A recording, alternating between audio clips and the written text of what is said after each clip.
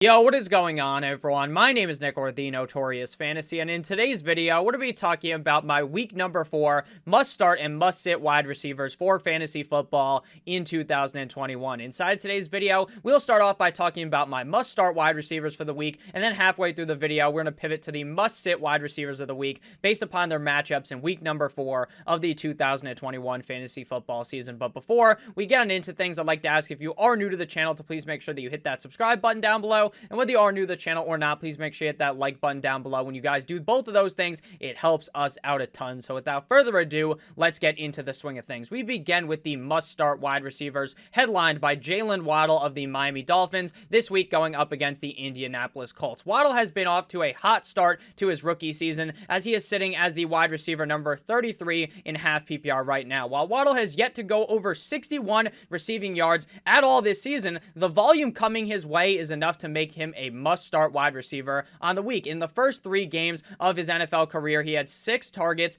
8 targets, and 13 targets. Volume is king in fantasy football, and even with Will Fuller returning to the lineup last week up against the Las Vegas Raiders, Waddle still had 12 receptions for 48 yards. Again, he had 13 targets in that game. This week, they go up against the Indianapolis Colts, who are in a severe slump right now. They have not won a single game this season, and offensively and defensively, that team has not looked very good at all, and I expect Waddle to have a very high target total in this game. The question really about Jaylen Waddle is not for this week, it's for the future. How will things shake up once it goes from Jacoby Brissett back to Tua Tagovailoa? I personally believe that Jaylen Waddle will be fine for the future, even with Tua under center. It is very clear that he is a key piece of this offense, and if somehow, in some way, Jaylen Waddle gets targeted more deeper down the field instead of these very short routes that he's just getting peppered with targets in, then his upside will be even higher in standard leagues. Right now, this call is mostly for PPR and half PPR leagues, because so much of the reason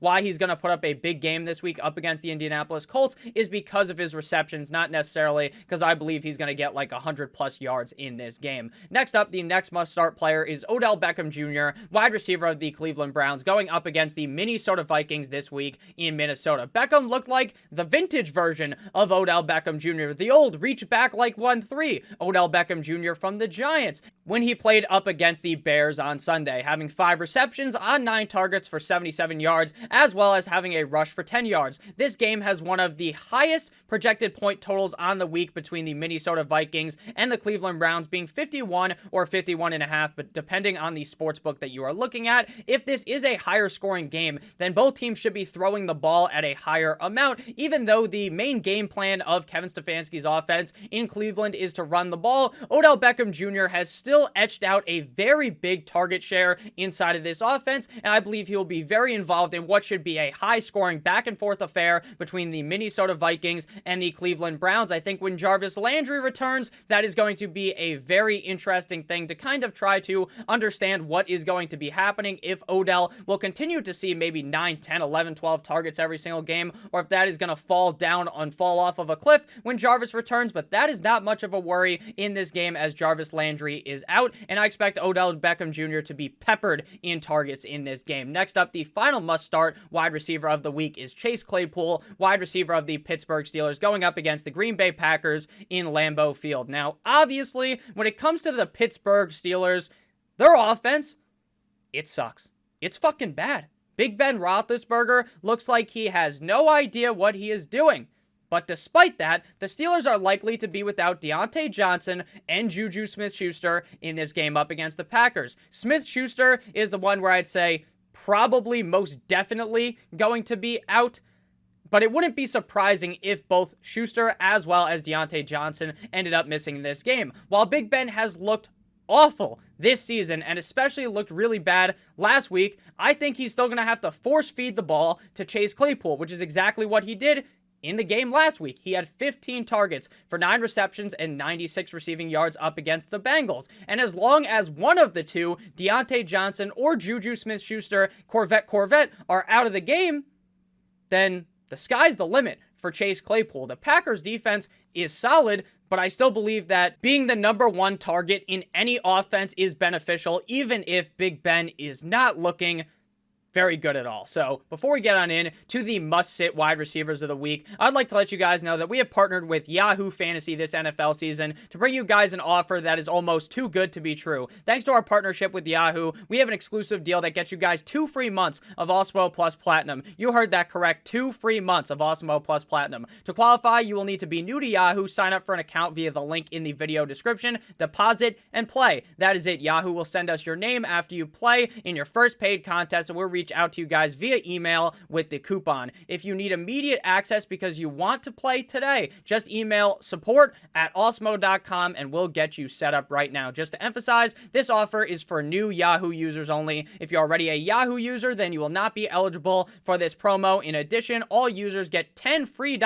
in site credit that can be used in the Yahoo contest, including tonight's $150,000 Thursday Night Football baller. Those links can be found in the video description. With your 2 free months of Awesemo Plus Platinum, you will have access to our tools and projections specifically designed for Yahoo so you can win big. Take advantage and join Yahoo today. Back into the video. My first must-sit wide receiver of week number 4 is Allen Robinson of the Chicago Bears going up against the Detroit Lions. Now on paper, this screams of a great matchup for a wide receiver with the skill set of Allen Robinson. But at this point, it is near impossible for me to try to talk you into somehow doing some mental gymnastics into starting Allen Robinson. Even up against a bad Lions defense, it is hard to see the Bears passing attack really flourishing in this matchup. We don't even know who the starting quarterback is right now because Matt Nagy is playing a quarterback carousel in his brain trying to figure out what's going to happen. He's talking about how Andy Dalton's going to be the guy if he's healthy, but how will Andy Dalton be healthy? I'm not too sure. And then he's talking about 9-inch Nicholas Foles becoming the starting quarterback of the team.